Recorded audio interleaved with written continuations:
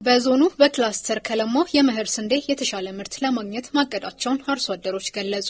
እንደ ሀገር የግብርና ምርታማነትን ለማሳደግ ትኩረት ከተሰጠው የዘርፉ ፓኬጅ ውስጥ አንዱ የኩታ ገጠም አተራረስ መሆኑ ይታወቃል። ስንዴን በኩታ ገጠም በማምረት ከሚታወቁት የደቡብ ምዕራብ ኢትዮጵያ ህዝቦች ክልል አካባቢዎች አንዱ የኮንታ ዞን ሲሆን በዞኑ አመያ ዙሪያ ወረዳ ሸታ ጫሬ ቀበሌ በመኸር ባመረቱት ስንዴ የተሻለ ምርት ለመሰብሰብ ማቀዳቸውን ነው የአካባቢው አርሶ አደሮች የገለጹት። አስተያየታቸውን ለክልሉ የመንግስት ኮሙኒኬሽን ከሰጡት አርሶ አደሮች መካከል ወዘሮ ታደለች ገብሬ እሳቸውን ጨምሮ 37 አርሶ አደሮች በመጋ መንደር በክላስተር 54.25 ሄክታር ስንዴን እያለሙ እንደሆነም ተናግረዋል። በስንዴ ውጤታማ ሆነናል። ለምሳሌ ያህል ከታረሰው ከእርሻ ስንዴ ላይ ላም ገዝቻለሁ፣ 2 ልጆችን አስተምራለሁ፣ ለራሴ የሚሆን ለቤት ቀለብም ተጠቅሚያል። ከ2014 ዓ.ም ጀምሮ ባለፉት 4 ዓመታት ባቂላና አተርን ጨምሮ ስንዴን በኩታ ገጠም የማልማት ልምድ እንዳላቸው የገለጹት አርሶ አደር ታደለች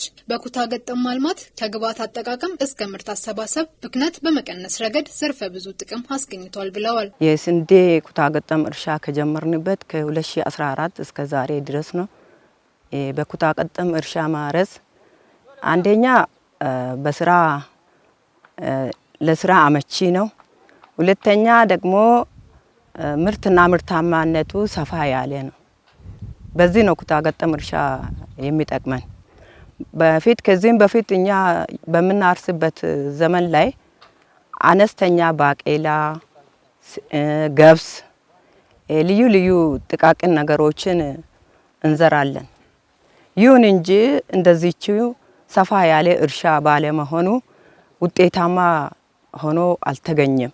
ይሄ በስንዴ ውጤታማ ሆነናል። የግብርና ግብዓትን በተሟላ መልኩ በመጠቀም እንዲሁም የግብርና ባለሙያዎች ምክር ተግባራዊ በማድረጋቸው ማሳቸው በተሻለ ይዞታ ላይ እንደሚገኝ አርሶ አደር አበራ ዳኢሞና ጋምባዛ ጋሞ ተናግረዋል። የግብርና ባለሙያዎች የተጠናከረ ድጋፍና ክትትል ለዘርፉ ውጤታማነት የጎላ ድርሻ እንደነበረው የገለጹት አርሶ አደሮቹ በተቀናጀ የቤተሰብ ጉልበት በኩታ ገጠም የማምረት ስራ ውጤታማ መሆናቸውን ነው የገለጹት።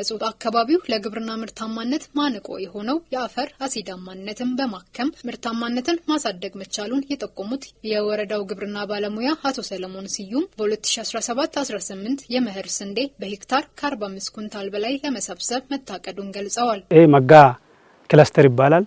54.25 ሄክታር ላይ በ37 አርሶ አደርና በ3 ተቋማት ላይ እስካሁን የደረሰ ያለበት ሰብሉ በዚህ ደረጃ ላይ ነው ያለው። እዚህ በ54.25 ሄክታር ላይ ወደ 2604 ኩንታልን ለማግኘት ግብ ጥለን ነው እየሰራን ያለነው። ላለፉት 4 ዓመታት በአካባቢው የተከናወነ ባለው የኩታ ገጠም እርሻ አርሶ አደሩን ተጠቃሚ ከማድረግ ባለፈ በአካባቢው ስንዴን ለማምረት ያለውን ተስማሚነትና እምቅ አቅም ለማስተዋወቅ እድል መፍጠሩንም ባለሙያው አስረድተዋል። አርሶ አደሩም ውጤታማ እየሆነ የራሱን ህይወቱንም እየቀየረ ልጆቻቸውንም እያስተማረ ቤቱም ከጎጆ ቤት ወደ ቆርቆሮ ተሽከርካሪም ለልጆቻቸው ባጃጅ ገዛለ፣ ሞተር ገዛለ፣ የራሱ ልጁን አስተምሮ የራሱ ኑሮ የተሻለ ደረጃ ላይ ያሉት አርሶ አደሮች እየመሰከሩ ናቸው።